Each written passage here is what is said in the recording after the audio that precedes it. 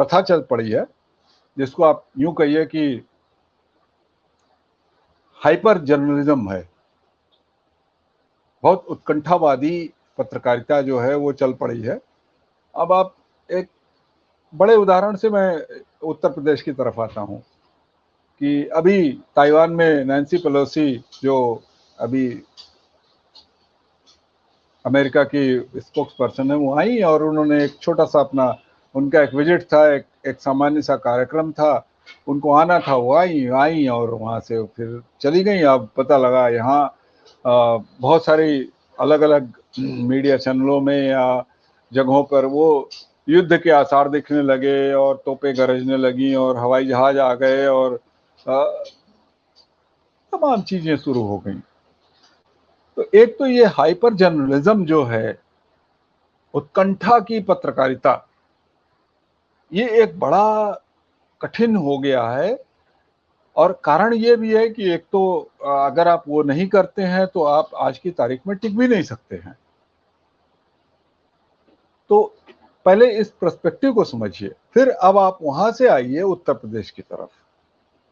उत्तर प्रदेश की जो परिस्थितियां हैं वो एक वैसी ही परिस्थिति है जैसे आज की तारीख में एक प्रवक्ता, मतलब speaker of the state Nancy Pelosi साधारण से अपने एशिया के विजिट पर आती, बहुत सारे देशों में जाती और ताइवान भी जाती और चली जाती वापस।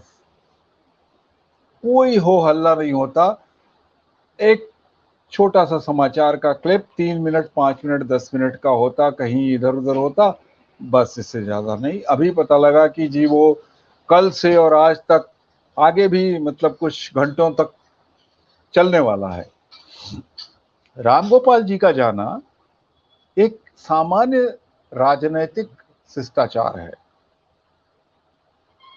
कोई बड़ी बात नहीं है। ऐसा पहले भी हुआ है।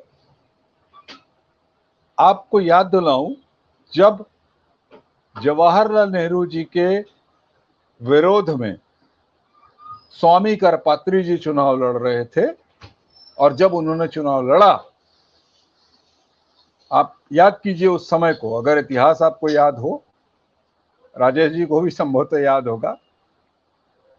और उसके बाद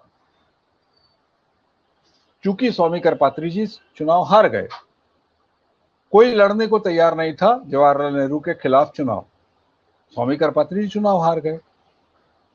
फिर भी उनको जब ये लगा कि भाई संसद के बाहर संतों के ऊपर जो है अत्याचार हुआ, मारपीट हो रही है, वो गए और उन्होंने जवाहरलाल नेहरू से दोबारा मुलाकात की और जवाहरलाल नेहरू ने उनकी बातों को सुना। ये है राजनीतिक शिष्टाचार। अब ऐसे उदाहरण अगर मैं वहां से ऊपर से नीचे तक देता फिरूं और आऊं उत्तर प्रदेश तक, तो सैकड़ों ऐसे उदाहरण है। तो इस बारे में कोई बड़ी गंभीर परिस्थिति का आप निर्माण कर लें, परिनिर्माण कर लें, उसका एक हाइपर जर्नलिज्म से संबंधित एक क्लाउड बना लें, उससे कोई फर्क नहीं पड़ता। मेरा ये मानना है कि हाँ, ये एक अच्छा राजनैतिक शिष्टाचार था। गए रामगोपाल जी, और रामगोपाल जी एक बहुत अच्छे मजे हुए राजनीतिज्ञ हैं। शिवपाल यादव जी की स्थिति आप लोग जानते हैं, ये कोई बताने वाली चीज नहीं है कि वो किस परिस्थिति में हैं। अब ऐसी हालात में अगर वो इन चीजों को डिस्क्लोज करते हैं, बाहर लाते हैं, फैला देते हैं, उसका विस्तार कर देते हैं, कोई बड़ी बात नहीं है। ऐसा तो करंजिया जी ने भी किया था, द ब्लिट्ज के जो संपादक थे, जब वो नेहरू जी के साथ आ रहे थे रशिया से टैंकों की डील करके, तो उन्होंने कहा कि हमारे जेब में, नेहरू जी ने पूछा कल क्या छापोगे, उन्होंने कहा कि हमारे जेब में वो है जो आपके गुलाब के फूल के पीछे है, टैंकों की जो डील करके आप आए हैं, मैं वही छापूंगा कल सुबह। तो ये कोई बड़ी चीज नहीं है। राजनीति में और पत्रकारिता में ये तमाम चीजें होती रहती हैं, हुई हैं, आगे भी होंगी। बिहाइंड द कर्टेन जो डिप्लोमेसी होती है और बिहाइंड द कर्टेन जो डिप्लोमेसी है, उससे हम कोई इनकार नहीं कर सकते हैं, और अगर करेंगे तो हम अंधभक्त हैं।